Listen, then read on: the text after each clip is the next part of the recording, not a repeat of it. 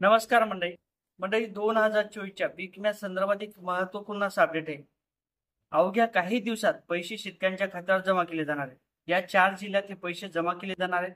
मग हे 4 जिल्हे कोणते असणार आहेत आणि त्याचबरोबर 25% अग्रिमचा पीक विमा हा कधी वाटप केला जातो किंवा कधी लागू केला जातो, संपूर्ण माहिती या व्हिडिओच्या माध्यमातून आपण समजून घेणार आहोत. पण त्यापूर्वी चॅनलवर नवीन असाल तर या साईडला एक काळं बटन दिसेल, सबस्क्राईबचं बटन दिसेल, त्याच्यावरती क्लिक करा. एक घंटीचं बटन दिसेल, त्याला सुद्धा ऑन करा, जेणेकरून आपल्याला नवीन व्हिडिओ नवीन अपडेट पाहायला मिळते. म्हणजे ज्या अर्थी शेती पिकाचं नुकसान होते, जर आपलं उत्पन्न असेल समजा 7 वर्षाची जर आणीबाणी काढली किंवा सरासरी जर काढली तर या एखाद्या हेक्टरमध्ये आपल्याला 10 क्विंटल प्रति हेक्टर जर सोयाबीन होत असेल आणि जर या मागील 3 वर्षात घट झालेली असेल किंवा 5 क्विंटल कुठे 7 क्विंटल अशा पद्धतीने जर आपलं उत्पन्न होत असेल तर त्यासाठी 25% अग्रिमचा पीक विमा हा मंजूर केला जातो. त्याचबरोबर काही जिल्ह्यात काही भागात जर अवकाळी पाऊस झालेला असेल किंवा गारपीट झालेली असेल किंवा पावसाचा खंड असेल किंवा गोगलगाई याच्यातून आपल्या शेती पिकाचं नुकसान झालेलं असेल, लष्करी अळ्या असेल याच्यातून जर आपल्या शेती पिकाचं नुकसान झालं तर त्यासाठी जे काही जिल्हाधिकारी असतात त्यांच्या माध्यमातून सरासरी आणीबाण्या काढल्या जातात आणि सरसकटच्या आणीबाण्या जर काढल्या तर मग काही शेतकऱ्यांचे पंचनामे केले जातात. 25% शेतकऱ्यांचे पंचनामे केले जातात आणि त्याच्या आधारावरती सर्व शेतकऱ्यांचे जे काही 25% अग्रिमचा पीक विमा असतो तो पूर्ण जिल्ह्यात वाटप केला जातो. अशाच काही जिल्ह्यात अधिसूचना काढलेल्या होत्या.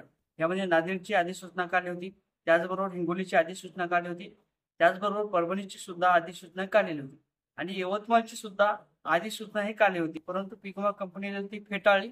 त्यात जे काही व्यक्तिगत क्लेम असतील यवतमाळचे, ज्या शेतकऱ्यांनी व्यक्तिगत क्लेम केले होते अशा शेतकऱ्यांना आता व्यक्तिगतचा जो काही पीक विमा असेल तो मिळणार आहे, परंतु सरसकट 25% अग्रिमचा पीक विमा यवतमाळमध्ये मिळणार.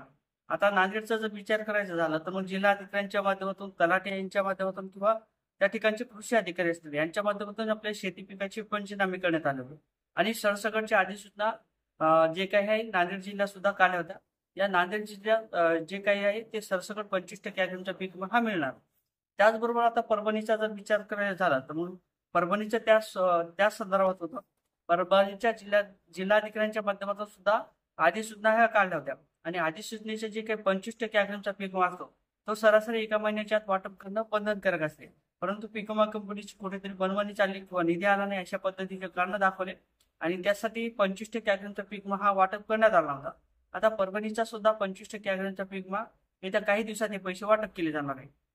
आता हिंगोलीचा जर विचार करायचा झाला तर हिंगोलीचा सरसकट 25% अग्रिमच्या पीक विम्याचे जे काही अधिसूचना होत्या त्या फेटाळल्या होत्या सुरुवातीला, परंतु जिल्हाधिकाऱ्यांच्या माध्यमातून किंवा तलाठी यांच्या माध्यमातून, कृषी अधिकाऱ्यांच्या माध्यमातून परत डाटा पाठवण्यात आला आणि परत सरसकट 25% अग्रिमचा पीक विमा या हिंगोली जिल्ह्यात सुद्धा मंजूर झालेला आहे. आता बऱ्याच शेतकऱ्यांचे काही डॉक्युमेंट असतील ते घेतले नव्हते पीक विमा कंपनीच्या माध्यमातून, काही मोजक्या शेतकऱ्यांचे डॉक्युमेंट घेण्यात आले होते.